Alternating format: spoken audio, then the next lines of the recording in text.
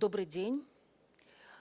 Меня зовут Ольга Hello, Tomaszewska. everyone. My name is Olga Tomaszewska. I'm the PR manager of BEROC. Today, we are presenting our next survey organized under the Belarus Economy Monitor. As always, we are presenting the household surveys, the business surveys, and then Dmitry Kruk will introduce the Economy Monitor. Dmitry Kruk. Дмитрий Круг, я прошу прощения, вы уже I'm sorry, you are already disturbing us, ma'am. Дмитрий Круг Dmitry Kruk is a bit late, but he will be with us. We'll start with the household survey outcomes. Violeta Panasevich will introduce this material to us. She's our researcher, and Violeta, the floor is yours. Thank you. Сейчас мы ждем презентацию. We are waiting for the presentation to appear on the screen. Today, I'm going to tell you about the income, about consumer sentiment. In Belarusian households, I'm going to tell you about their feeling of the reality. In the meantime, let's start by giving a disclaimer. This is based on the online survey organized in the internet, urban citizens, and we have a representative sample. We will start with the incomes. Only 40% of the population reported in Q1 23 that they had a decline in their income. This was due to price growth and the exchange rate fluctuations. If we remove those factors, then we will see only 27% of those who said it's a decline in income, and people in construction, trade, and in business activities suffered the most. If we ask those 40% who felt they're inclined to drop, how they behaved, they started saving less on food, leisure, large purchases. At the same time, they increased the share of those who delayed their repayments of loans and utilities because in wintertime they have to pay more for utilities, and the rate of issuing loans in Belarus has increased. In the labor market, we do not see any catastrophic trends. If we look at the lowest line, those are the people who reported that they were fired in the last fortnight, and the top line indicates the people who know somebody from the friends or relatives who were fired. Within the last 5 quarters, we can see that the share of those people who reported their friends to lose jobs is still about 20%, which is not like in late 2020. Next, we make the Consumer Confidence Index. It starts with the survey on the current economic situation in the country. The majority of the people, as usual, indicate that the economic situation in the country is bad, and they do not expect this to improve in a year. It's important to mention the difficulty of forecasting. 24% within the last wave of the survey cannot foresee the changes in the economy in a year. We can observe a small but positive dynamics when answering these questions. The majority of the people believe the economy will improve. Next set of questions is about the income of families, and again, as always, people assess their own standing better than the economy's standing, and we can see this in all waves of the survey. And people are more confident about their forecasts for the year ahead. Based on these 5 components, we make a large consumer confidence index. It's a consolidated one. And if we look at the methodology of Rostat and Belstat, we can see that as the war broke, this index dropped when the war broke out. And then today we can see that this index is back to normal. So we can say that the consumer behavior, like, it cannot be worse, and all the bad things are behind.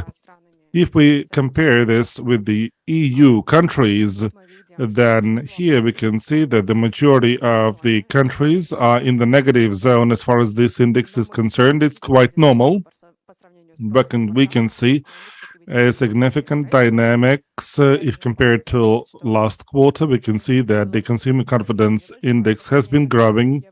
Belarus is still small if compared to Europe, but Lithuania is almost positive already. We survived through the winter. There is still natural gas in our pipes, and we continue living. The consumer confidence index, apart from the income issues, has the questions on the most relevant issues, and we decided to ask Belarusians in Belarus about their attitude to emigration. About 80% of the population of the respondents do not plan to migrate from the country. About 2% are confident they will leave within 1 year they will leave the country. If we extrapolate this to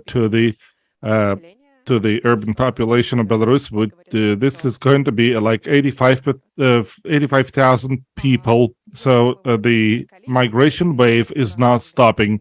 If we measure the quantities of the migration, we can say that 34% believe that up to 10,000 people left, and these are the people who follow the state-owned media, and 19% believe that from 10 to 50 people left, and the 15% of people believe that from 50 to 100,000 people left, and the rest of the people believe that over 100,000 people left the country.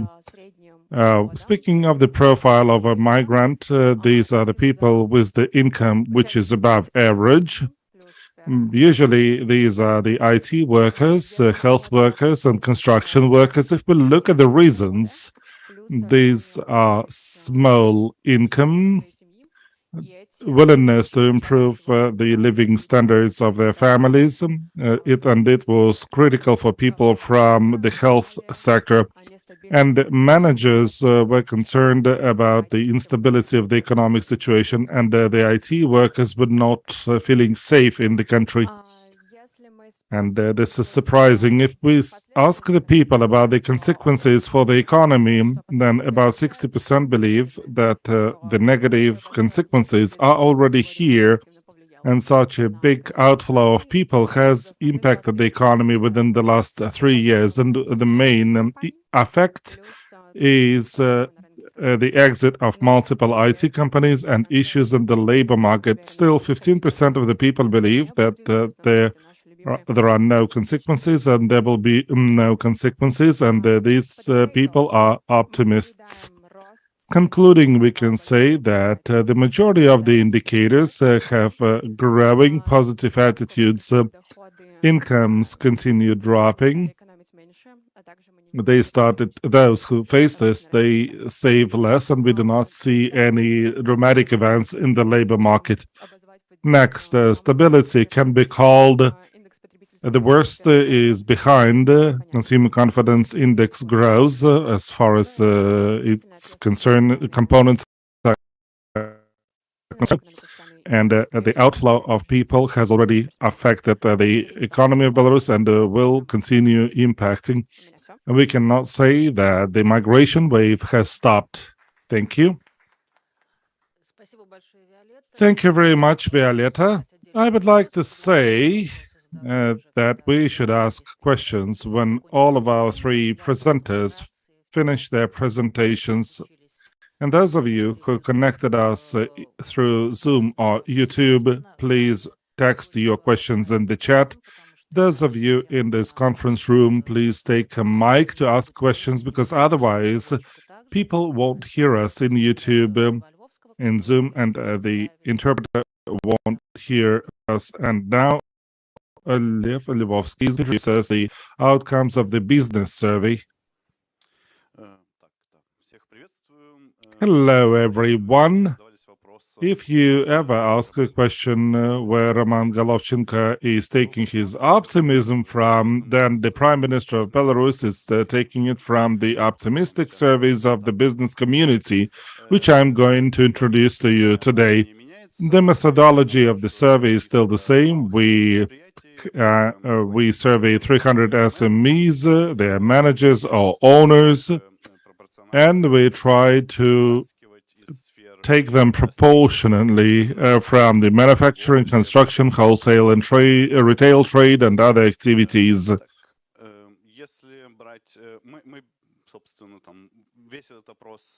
This survey is based on the PCI indices, where people are asked about various current things and their expectations. And the questions are put in such a way that 50 means neutral, less than 50 means the situation is declining, over 50 means some growth expectations or real growth. The composite PCI or the composite index that we ask about the feelings of the people for the last quarter. The business community believes there's a decline. The current situation is neutral. And speaking of the future, we can see these people are seriously optimistic. On average, they expect the situation to grow, and they are expecting growth in all sectors, irrespective of the objective reality. Let's say in the manufacturing sector, we can really turn into growth based on the objective indicators, as well as in the construction was in stagnation, and today it starts growing, and people are very optimistic about it. And wholesale and retail had everything bad. Everything is bad today, based on the official measurements of Belstat. Despite that, entrepreneurs believe that wholesale and retail trade will show significant growth in the future. So everybody is optimistic.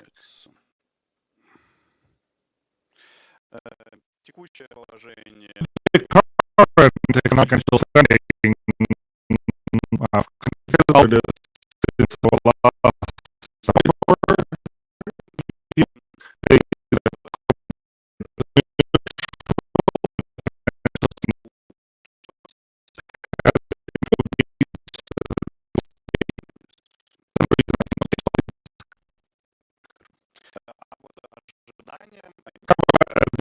expectations have significantly improved since last survey. In the last 2 years, expectations were between the negative and neutral points, rarely hitting the positive values. And today, we can see the highest growth expectations from the future, both as far as the economy and the financial standing is concerned.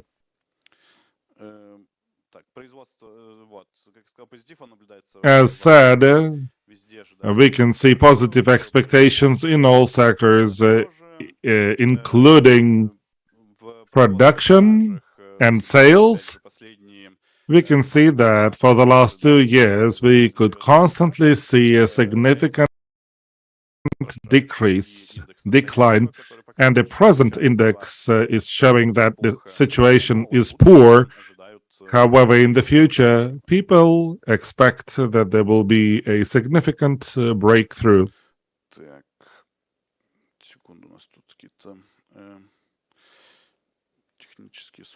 We have some technical hiccups here. Speaking of employment, as you know, if you follow the economy of Belarus, nothing happens with employment in Belarus ever.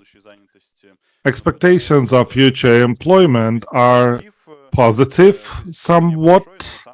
It's a small positive expectation, but since the employment situation is not bad, our employment is very low, then it's hard to improve anything there at all. Speaking of prices, we can see a change. Traditionally, price expectations and the perception of prices in Belarus are always exaggerated. Everybody believes that prices grow constantly, And the only thing that could change the situation, it was like very harsh government price regulation last quarter. And back then, there was an expectation and a perception of the business community that the prices would not grow, and it caused a deflation for a few months. But right now, we are likely to revert from this situation. Entrepreneurs can see that government price controls are not that strict. Inflation started growing, and inflation expectations are back to the usual historical track, which means that the prices are expected to grow. Speaking of the entrepreneurial perception of price regulation, during our last survey, we asked the households how they assessed harsh government price controls, and households were positive about that measure. And the entrepreneurs either expect this insignificant or negative. When answering the question whether this has improved the standing of anyone, they are saying that this is likely to improve the standing of consumers. We can see that entrepreneurs have a 50 by 50, meaning 50% of them believe that it had a negative impact on the consumers. Others believe that it had a negative impact, but when speaking about the impact on the entrepreneurial sector, we can see the impact of price regulations, which is perceived negatively, and the difference is very outstanding.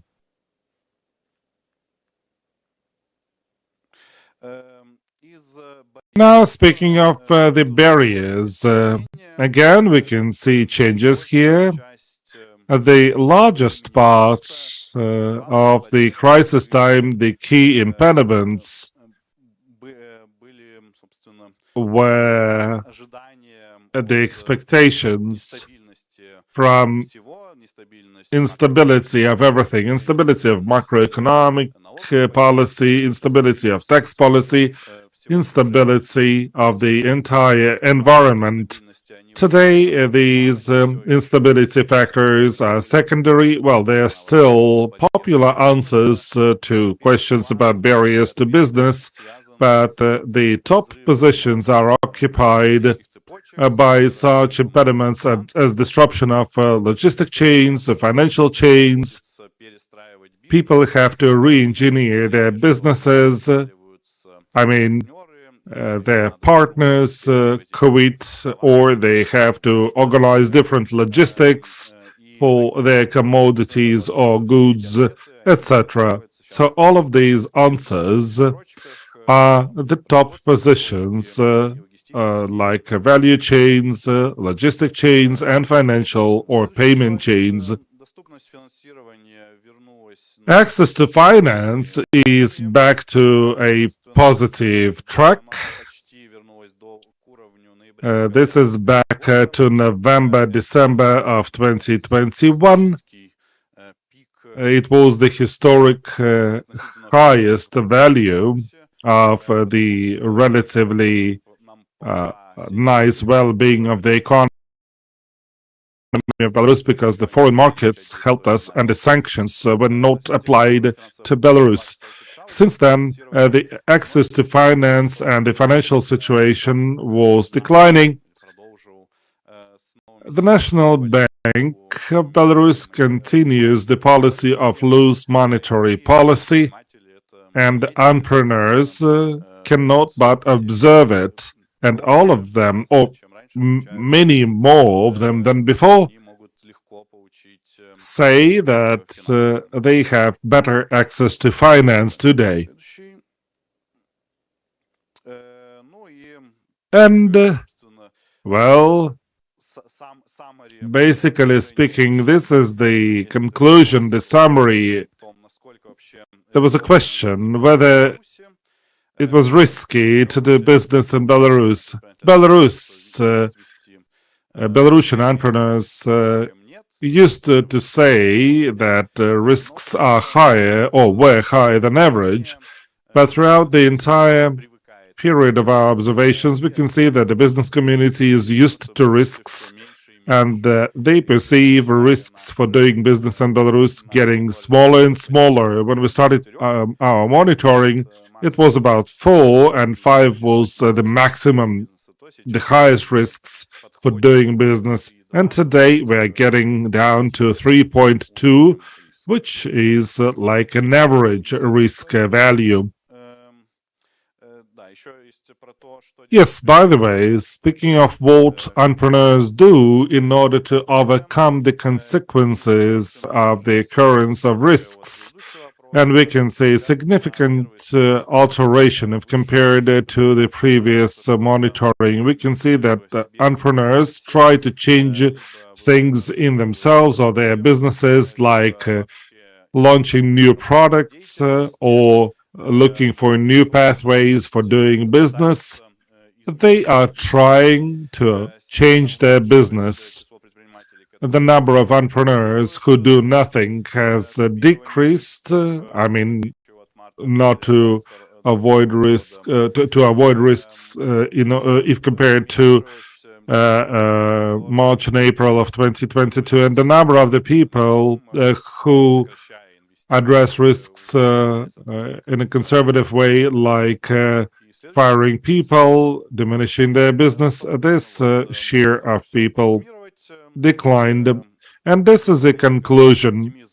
Our dashboard shows that entrepreneurs are optimistic, and the pessimistic ones have probably exited to prisons and other countries. The situation is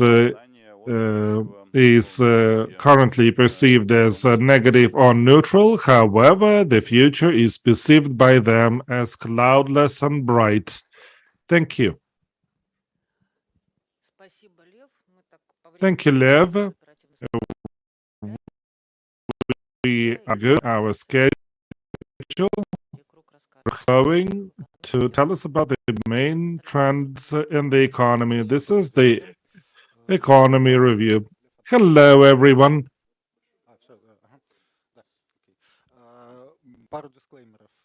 I will give you a few disclaimers. First, my presentation is different in its style from the previous ones. The firms and the household surveys are about perceptions and expectations, and I'm going to tell you about the statistics, and we have the figures that I'm showing you refer to January and February, and about Q4 of 2022, and the previous presentations are refer to fresher figures. And one more disclaimer: I believe all of you dealing with the economy believe it's important to understand what is happening in foreign trade. It's a significant part for the Belarusian economy, but the data on foreign trade is classified. Therefore, these figures will be estimates.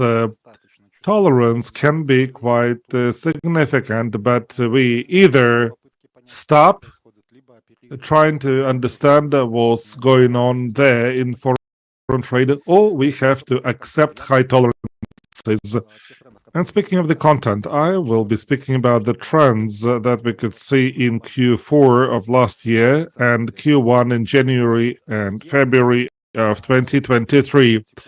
It's a concise description of the current situation, and then I will give you more explanations. We can be adamant when saying that the started growing, depending on the measuring tool. We can say that it started earlier or later. And this is a matter of another discussion. We can say that the recovery growth is going on. This is a fact. An important element of this growth, that this is happening in a balanced way through foreign demand, through the foreign trade balance, and through the domestic demand. Usually, in other words, recovery growth was versatile, like foreign trade was in one direction and domestic demand was in the other direction. And today they follow the same direction. The key elements here are the recovery of the commodity exports, oil products, first of all, and oil products rent payments. On our website, we had an analytical note on the recovery of the oil rent, as we call it. Where please study this. This is one of the background factors impacting the economy. The second element of foreign demand growth is continuation of high competitiveness. However, it's slowing a bit. Also, fine-tuned logistics and a smaller import consumption. And there's a question mark I will explain later. We can explain why recovery happens. This happens in a natural way, a recovery way, when the foreign shock is stopped and there is a trend of recovery. And second, incentives, monetary and fiscal incentives stimulated growth expansion. And the last point is that inflation has significantly declined. But before that, I would like you to submerge into the context. When everybody is speaking about growth or decline, we have to be referring to baseline, because significant growth from a very bottom line, a bottom baseline, is different from the growth that starts from a high baseline. We can see that it was 6 to 7% in 2018. So we got back in the time machine. You can look back into the history when we had a similar GDP level. So we are back in 2017, 2015. In 2011, as far as the GDP value is concerned, and today this recovery starts from this baseline when we roll back in time in our revenue or income values. And now we're speaking about the growth space, what's going on and what is the direction of it.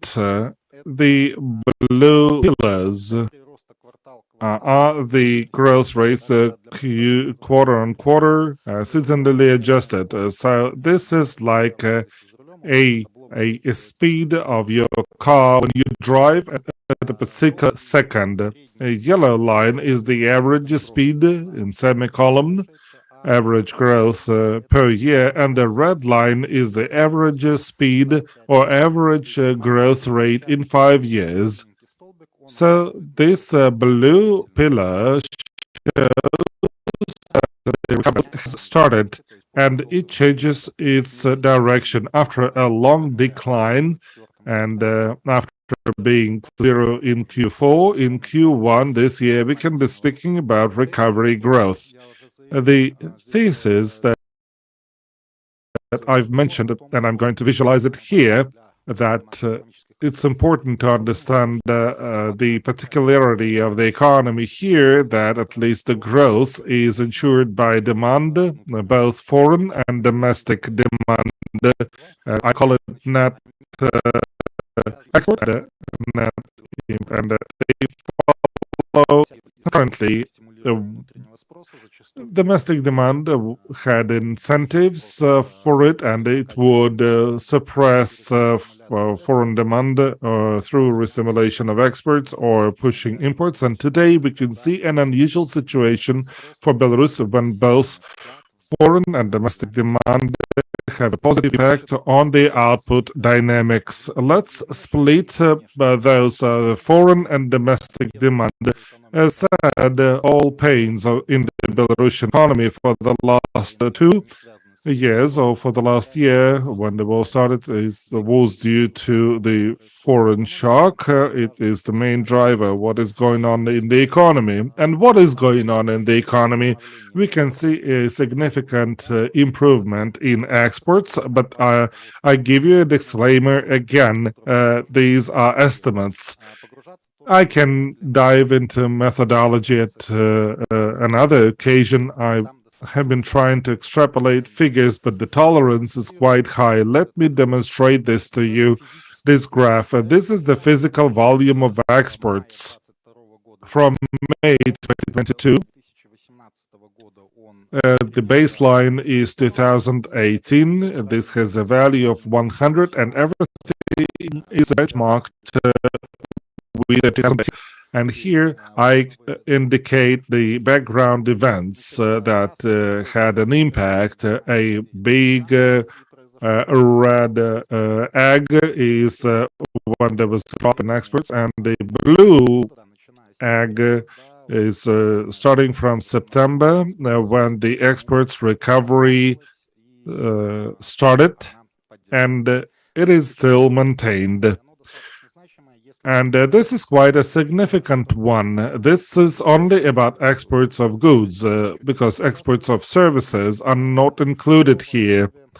What is the basis for this exports recovery? First, this is the oil product export recovery. I'm getting back to the policy paper that you can find on our website, where we can see the root causes for this. This is another attempt to assess what is going on in the oil refinery sector based on the segregated data and some statements made by the authorities. When we try to understand what has been going on with the oil refineries, if they produce more than Belarus and Belarus can consume less than that, then we can see increase in the exports. We can see the scope of oil refinery, which has been growing since September, and this matches the factors on getting back the oil proceeds and revenues, and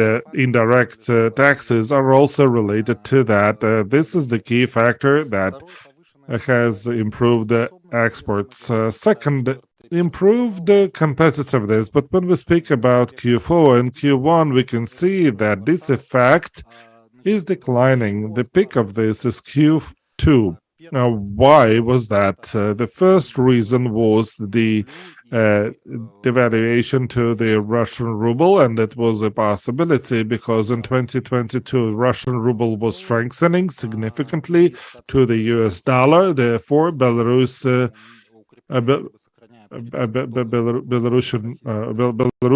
could create significant price competitive pricing for its products and services in Russia by playing with the exchange rate, and there was a gap in pricing between Belarus and Russia in Q1.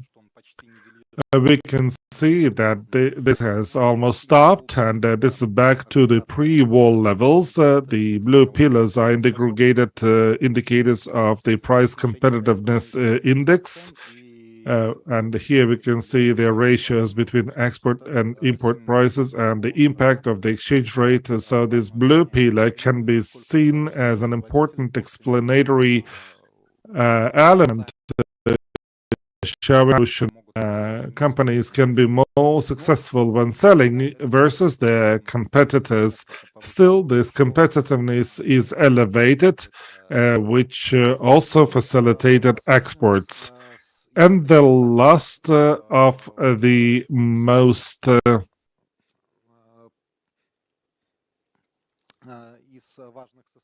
important components is niches in the Russian market and fine-tuned and adjusted logistics.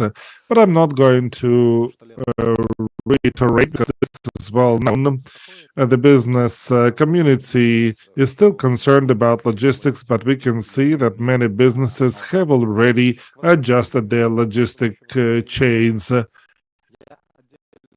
Also, a lagging business recovery. There are lots of unknowns to me. I speak about the lagging import recovery. There are still questions about Q1 of 2023. The scope of imports was recovering not as fast as the scope of exports. I call it a less smaller intensiveness, as I call it, and this contributed significantly to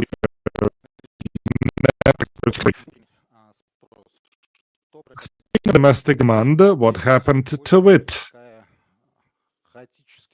Here we have a chaotic dynamics as one of the protagonists said. We can see the red line, which is the end consumption of households. Year 2018 is a baseline reference year, and we can see that the consumption has been recovering in January and February of this year. We can see that in Q1, as far as the retail trade shows, this trend changed. But if we speak about the past, consumption recovered to the pre-war levels. It's likely that in Q1 there was a reverse. And speaking of the investments were different. Investments were falling down since 2011 with small peaks. And today we can see investments started giving a contribution. Investments were getting so low that it was impossible for investment to go lower, and investment has started growing. Last year it was supported by consumption, and today we can see there's a change in these relations. And what's going on with the domestic demand? First, as I said, if the external shock that was the key trigger of changes in the economy after the war has started smoothing after recovery growth, we can see that this is a recovery trend. The second important thing, this is support from the economy policies, including monetary and fiscal policies, and some administrative support to salaries. About a year ago, Katerina Bornakova mentioned it, that this factor becomes more important. We cannot prove it by data still, clearly, but we have to decompose why salaries are supported by, but we can expect that this mechanism is playing an important role, which is migration plays an important role in the market, and many businesses sacrifice their revenues to keep salaries in order to maintain their workers. And we have been seeing this trend in many businesses. And this supports the salaries dynamics. Therefore, salaries and household consumptions have the following relations. Salaries in Belarus are not really dependent on the standing of the Belarusian economy. Quite often, salaries grow despite anything. Here we can see the relations. The red line here is the average wage. In 2018, this is the baseline. And let's look at the ratios between GDP and consumption of households. GDP is blue and consumption of households is yellow-grayish. So they are not aligned. On the one hand, this is a reflection that consumption in the second half year of last year was a driver to improve domestic demand. But in the future, the relative share of consumption in the GDP, if we look at it from the demand viewpoint, it's back to neutral. And then through improvements and through growing GDP to improve consumption and to accelerate economy will be more difficult. This is a significant factor for the future. And we should remember this graph to understand the current situation. Violeta said that households feel themselves well. We can say that salaries are back to the pre-war levels, and as far as the GDP is concerned, we are behind the pre-war levels. And as far as salaries are concerned, they are higher, and you can see there's a contradiction between them. So the crisis burden was carried by production facilities and firms, and therefore households feel optimistic. Their perception of the situation is better than in the pre-war periods. A trend. I like to hear the Belarusian authorities to say that we have conquered inflation because they compare this to February last year. Therefore, in March, the annual inflation has declined. It is less than 6% today, and the inflation decline trend has been observed for a long time already. Speaking of the root causes, I would interpret this inflation decline by the following. Starting from September and until today, anti-inflationary factors have higher weight on the inflation rather than factors. So you can see like scales on the left-hand side, you can see anti-inflationary factors, and on the right-hand side, you can see pro-inflationary factors. And the majority are anti-inflationary. Now, speaking of the new and possible trends, I cannot guarantee those, but I would like to refer to the signals and alerts.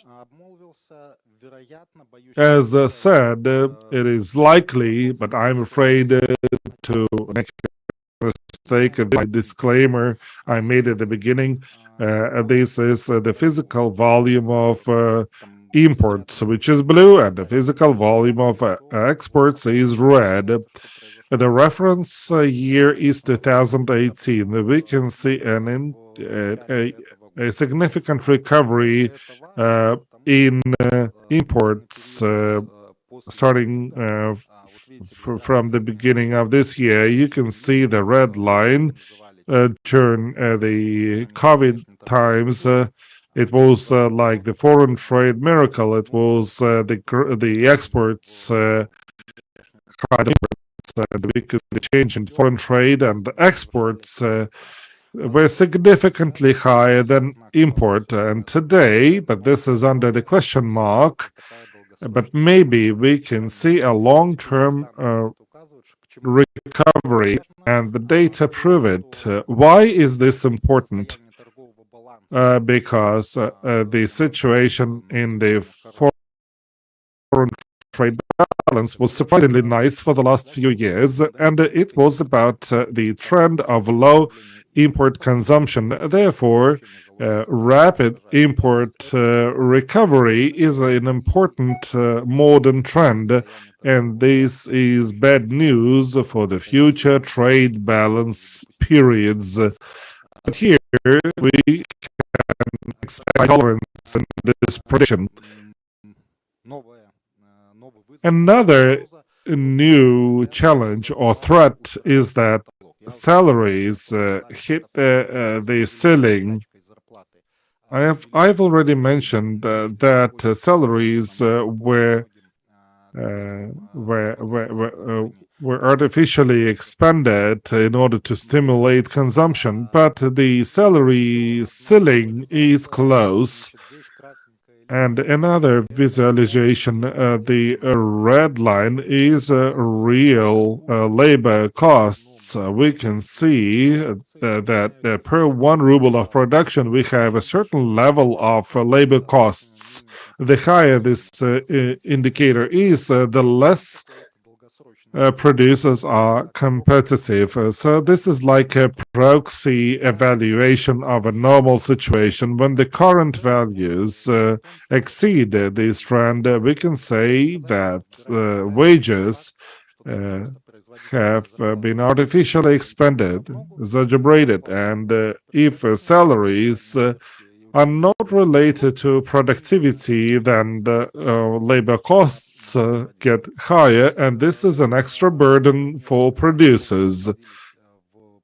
When wages in 2013 and 14 were too high, there was a long period of salary stagnation.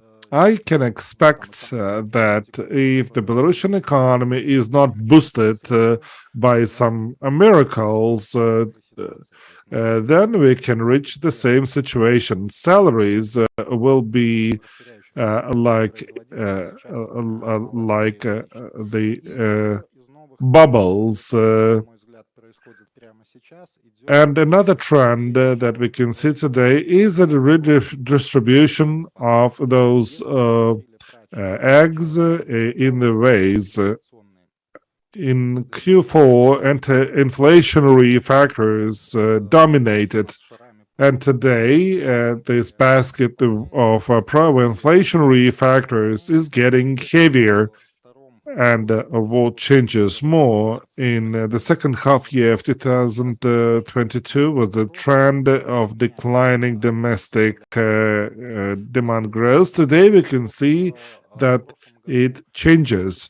Another important factor, last year we strengthened or maintained stability to a strengthening dollar, and today we are getting stronger to the devalued US dollar. So from this strengthening versus the US dollar becomes a pro-inflationary factor, and it used to be anti-inflationary factor before. An excessive market policy. When they speak about the new investment cycle, this is a serious threat that the inflation situation, especially if the authorities say today that the inflation has been conquered, then the inflation can reincarnate in the second half year, and this is very likely to happen. And the last thing, conclusions, what this means for 2023 and 2024. I'm not going to comment this significantly. This is a summary of what I've said. But when we speak about the assessment of the environment, I would say that there are significant positive effects. There were significant positive effects in 2022. What will happen to them in 23? Super competitiveness or elevated competitiveness, as I said, it's declining and it's getting back to the levels lower than in 2022. So this factor of export boosting is going to decline. Speaking of the oil product proceeds and revenues, this will continue in the second half of the year. Simplified access to the Russian market, we expect this to continue, but this will be getting smaller. I mean, this pricing situation, and not only because the Russian economy felt good last year, relatively good, and Belarus found new niches there. But will this happen this year? It is hard to predict. And Speaking of the high export pricing, we can say that producers can afford expensive long logistic chains, and they can afford this if they have a significant markup. If they don't have a significant markup, then they can face challenges in logistics. And many surveys say that even fine-tuned logistics is not perceived as the stable logistics, and this undermines export capacities. What does that mean? This forecast from -3 to +3 is like saying that tomorrow the temperature is going to be from 0 Celsius to 20 Celsius. I understand that this tolerance is too high, but still, I'm listing the factors that can cause a decline down to -3%, and recession may continue, or growth of up to +3%. If the authorities pursue their policies. This is like a visualization until 2024, the point where we can see the lines breaking down. So this is the current moment. Red line is recovery growth. If everything is happening like the government says, stagnation is blue line, and slow decline is a grid line. So right now, the future largely depends not on the economic factors. For example, will it be possible to re-engineer to push, let's say, oil product exports? But this is not about economics. I don't know how they organize these supplies of oil products. Only a limited number of people are aware of that. So this will depend on specific factors. But to my knowledge, in 2023, we're going to be between the red line and the blue line. So I would say that the probability of it is like 50 to 60%. But we should understand why the choice is so large.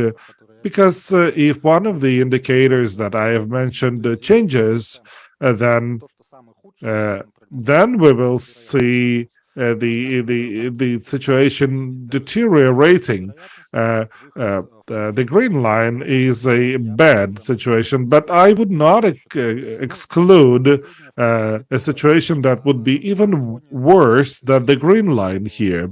There's a saying, we do not see a forest behind the trees, so we should always match this with a large landscape. When we speak about growth and decline, we should remember the long history, and in the long history we can see a long stagnation or spoiling of the Belarusian economy. And if we follow the red line, this means that we will get back to 2021, even if we follow the red line. So this means 4 lost years of the well-being, and for the Belarusian economy, these 4 years could be better. So the best case scenario is that in 1 year we get back to the levels that we used to have before. And another trend is archaization of the economic environment and higher dependence of dependence on Russia. So these are the key things happening in the economy. Thank you. While you are preparing the questions, I will read you out loud the questions that we got during the registration phase. These are the questions that are directly related to the topic of our event. The first question is, when the crisis will hit the Belarusian economy? Will anybody comment? Well, it depends on what is the definition of crisis. The crisis in Belarusian economy happened around 2010. Prior to that, we can say that our growth rates were as expected if benchmarked with other countries and the global economy. But after 2010, We have been in crisis. The world grows at a rate of 3% per year. Our peers grow at a rate of 4%, and we grow at a speed of 1% a year. And we have been growing at 1% a year since 2010. Well, usually when we speak about crisis, we refer to the Forex crisis, but I do not see many trends for that. Well, certainly there are lots of uncertainties, but we should understand that the Forex crisis is not the only challenge. If we simplify this, well, you know, a crisis can be like a fire in the house, but if the house rots slow, then this is also a crisis. I mean, we have been in a rotting house for years, and I'm translating from English into Russian. There was a question about the impact of sanctions in monetary terms. Can anybody answer this question? I'm not ready to give you figures in money. This is a very rough estimate, and this is mostly because of the lacking data, but the output decline of 7% is a combination of sanctions and the positive effects that I've described. These positive effects were significant, so they offset a part of the lost output because of the sanctions.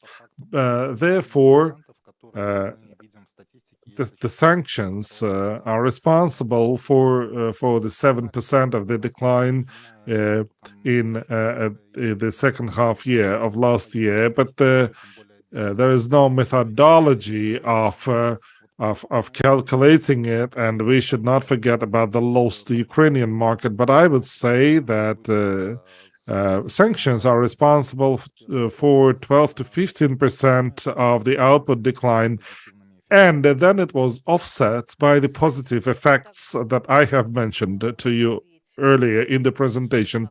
There was also a question about the macroeconomy, and people want to know about the trends and the midterm forecasts, and we have already described it. And what is the real unemployment rate, and how can we measure the reduction in the number of qualified workers' employment? In fact, Belarusian Statistical Bureau publishes real unemployment rates based on the IOC, International Organization of Labor methodology.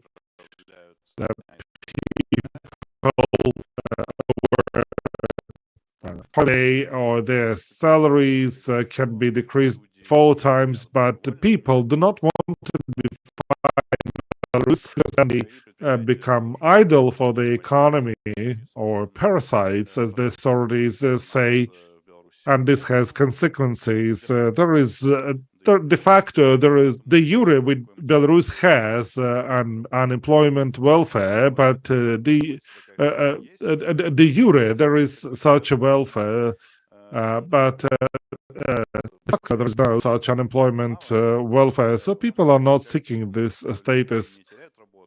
People are not losing jobs. But they work less than before, or they occupy positions lower than expected. We do have such effects, and we do not have enough data to measure this, but these factors are there, and indeed we do not have unemployment. Thank you very much. There must be questions in the conference room, and please raise your hands if you want to ask a question, and we will pass the mic to you. We have a question here. Hello, my name is Nadezhda. I'm a freelance journalist. I have a few questions. Violet, I would like to ask you to clarify You've shown a slide with the reasons for migration. What were the reasons for that? As I understand, you surveyed Belarusians and Belarus. Did they refer to their own experience or the experience of their friends or relatives? And I have a question to Lev. Lev, could you please tell us why the business community is so optimistic, especially if we refer to what Dmitry said, like the business carried the main burden of the crisis. How come that the business community is so optimistic about the present and the future? Thank you. Indeed, when surveying about immigration, we surveyed the people in Belarus and what they know about their relatives and friends. Usually people refer to whom they know, so we understand that we should consider there's a tolerance in the perception. Now, answering your question, entrepreneurs historically are the most positive people. In normal times, in normal countries, if you want to start up a business, what do you think about risks? You will see so many risks, and many people won't go for it, and they won't become entrepreneurs. So, business people are positive people. They always hope for the best. This is the first factor. The second factor, yes, indeed, there is a recovery. Whether this correlates, matches the official statistics, we don't know. Maybe not in all sectors. I understand when people in construction can have some positive perceptions, but what people in retail business hope for, I don't know. They're trying to hide or from reality or to close their eyes, but statistics show that it's not so good, and it's unclear why it should improve. And also,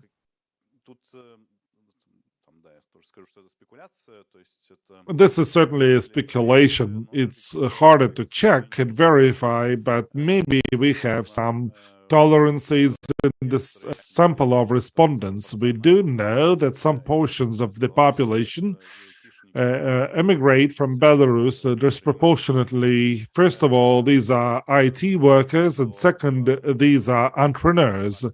We know that sociology surveys indicate the fear factor.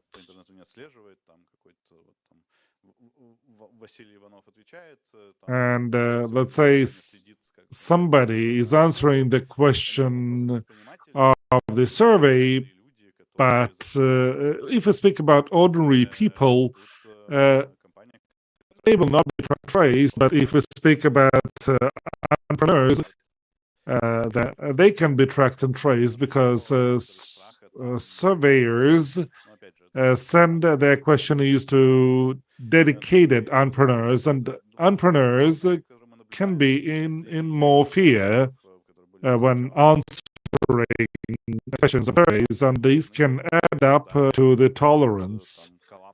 And also, when the war started, everybody expected super collapse to happen, but it did not happen. It will drop 4.7% in the GDP, up to 7% in some moments. Some salaries dropped and then recovered. In some sectors, they did not recover. But it did not turn out to be that bad as people had expected when back in February 2022. So they can see that they can survive. We can see the hand of Per Lindberg, and pass the floor. His question, please. Yeah, hello there. Thank you for the presentation. Per Lindberg, Swedish Public Employment Service.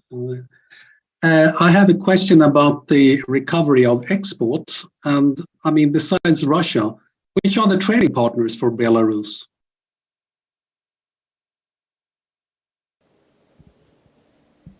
Ну, по памяти кратко прокомментирую. Well, I will try to get it from the back of my head. It's important that all of the statistics has not been disclosed by the government authorities. They gave only one consolidated figure. So the countries are China, Uzbekistan. Also, the Vitebsk Oblast authorities say that a lot of oil products were exported to the United Arab Emirates, but I don't think it was moved there physically. So maybe there was a company from the United Arab Emirates that channeled the money through itself.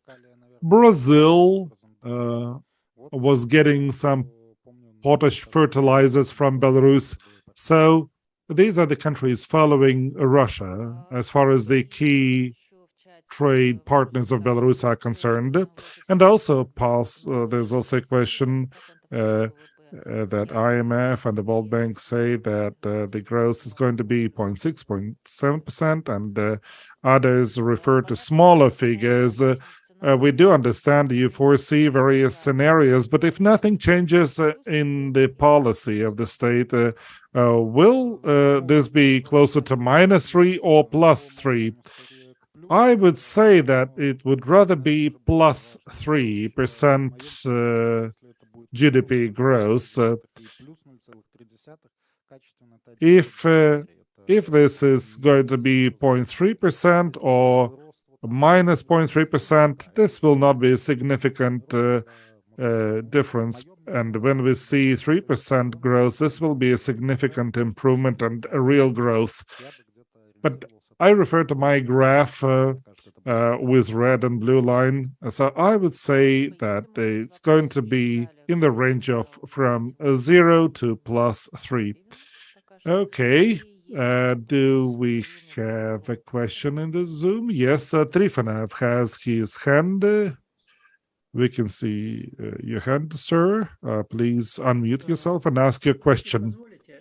I dare to ask a question. It's not even a question, but it is rather a comment or an add-on.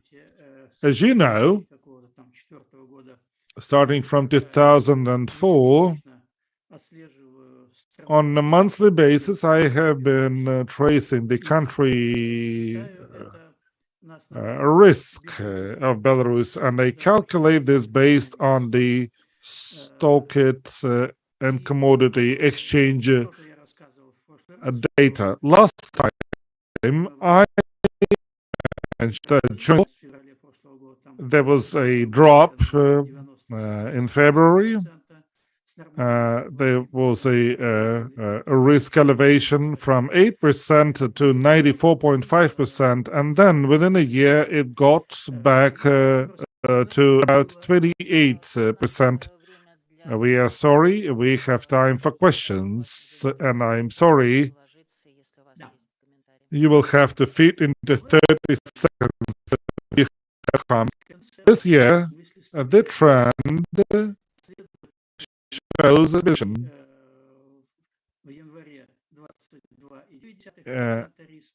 The risk in January was 22.9%, and in March it is 24%. 24.4%. So we have seen a higher risk in March. So we can see this is like an improvement in the risk assessment. Thank you, sir. Thank you for your comment. Do we have any other questions?